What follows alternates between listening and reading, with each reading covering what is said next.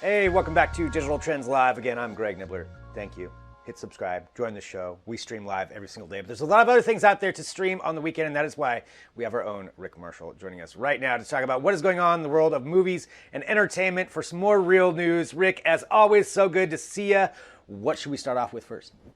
Well, this is like the first week ever where we haven't had to talk about movies changing release dates or theaters doing something because of the pandemic. So we're going to talk about what comic conventions are doing because of the pandemic instead.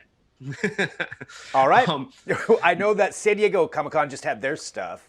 Yes, and New York Comic Con is now sort of following suit. The biggest surprise here was that they didn't already cancel, which actually kind of took me by surprise. I thought for sure they'd already canceled, but they didn't apparently. Yeah. And they just announced this week that they're going to be going entirely virtual as well, much like San Diego, where they're going to have several days of panels that you can tune into via YouTube. You can watch them on YouTube, and you can kind of participate in the comic convention experience there. The one big change this time around, though, from San Diego to New York, is that the panels are going to be live. Where San Diego, they were all pre-recorded sort of presentations by the cast. With New York Comic Con, they're actually going to be live for quite a few of them, so you can send in questions and you can kind of get interactive with the panel that's going on. Interesting. Yeah, so actual live ones. That kind of thing I'm always interested in because something could go wrong. I'm kind of the person, I still like that end of the Oscars one where they gave the wrong award to the wrong people. But so I want to watch partly for that, but also just for the entertainment of seeing what they talk about. So we've got that New York Comic-Con going on. What else is happening?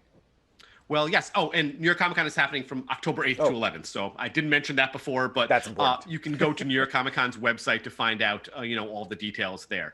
But there's a lot of stuff to stream as well. There's some big things to stream in this upcoming week. For one, you got a new Netflix original movie, Project Power, sort of carrying on the superhero theme. It stars Jamie Foxx and Joseph Gordon-Levitt, and they play a soldier and a New Orleans police officer, respectively, who basically are trying to get this drug off the streets that has been giving people superpowers. Very unpredictable. You don't know what you're going to get when you take the drug for like 5 minutes at a time, and crimes are happening and chaos is ensuing. And so they team up to sort of stop the spread of this drug. That is right up my alley. I mean, I know I say that pretty much every week. I feel like this is catered for me, but that's really interesting. Joseph Gordon-Levitt, by the way, friend of Digital Trends Live. I just want to put that out there. So Project Power, Netflix original, that sounds great. And then going from there, kind of going back to the comic book theme, I know there's something else coming out. Yes, Birds of Prey. If you missed it in theaters, it had its theatrical run cut short because it came out in February, and then all the movie theaters shut down around. Yeah. And so it's one of these movies that kind of came out and did fairly well review-wise and such, but then just got its run cut short because of all the theaters going into lockdown.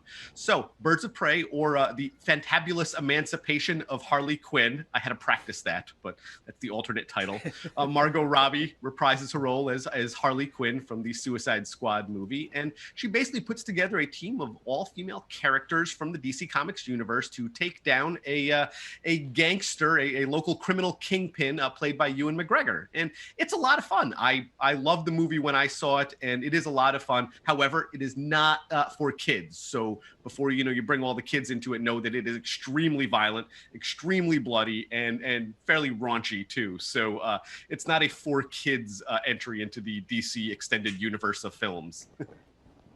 I actually have seen this one, and you're 100% right. Like, I was shocked about how over the top it was in some of it, but I think it's better than Suicide Squad. I actually really enjoyed Birds of Prey. I thought it was a really good movie.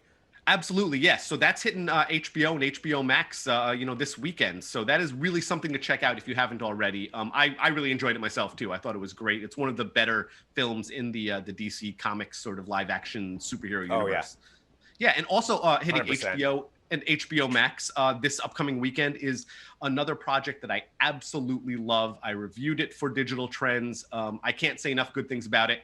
Lovecraft Country. It premieres. It's a new HBO series. It premieres on Sunday, August 16th, and it blends sort of historical horror with actual supernatural horror. It's based on a book of the same name by Matt Ruff, and it's set in 1950s America. And it basically focuses on this character, Atticus Freeman, who comes home from the war and finds himself on a journey to find his missing father. But this journey takes him through sort of Jim Crow era America, and it's a mix of facing the horrors of sort of racial terror at the time with actual, H.P. Lovecraft style, eldritch horror from the dark, from the deep. It's fantastic. I've seen the entire first season. I did a spoiler-free review for Digital Trends, and I really can't say enough about it. It reminds me a lot of Watchmen from HBO. Okay. And yeah, that's a great comparison. Yeah, it felt exactly like it, where Watchmen did this sort of mix of historical sort of drama with superheroes and superhero drama. This does the same with historical sort of drama and actual Lovecraft creature horror that really, they blend it perfectly in this. I can't say enough good things about it. I've been raving about this show to everyone who will listen, so now I am doing it here as well. And we appreciate that. So Lovecraft Country, and that is out, so everybody can watch that one as well. And yeah, these are some great selections, actually, Rick. As always, you keep us up to date with what's going on. That's why everybody can go to digitaltrends.com/movies if you want to go directly there and take a look at some of these things that Rick has reviewed or what's coming up. It's always great stuff. And Rick, I always enjoy these segments, and I will talk to you next week. I can't wait to hear what you think about these next time around. Yeah. No, I'll be watching them. So Rick Marshall joining us right here for Digital Trends Live for real news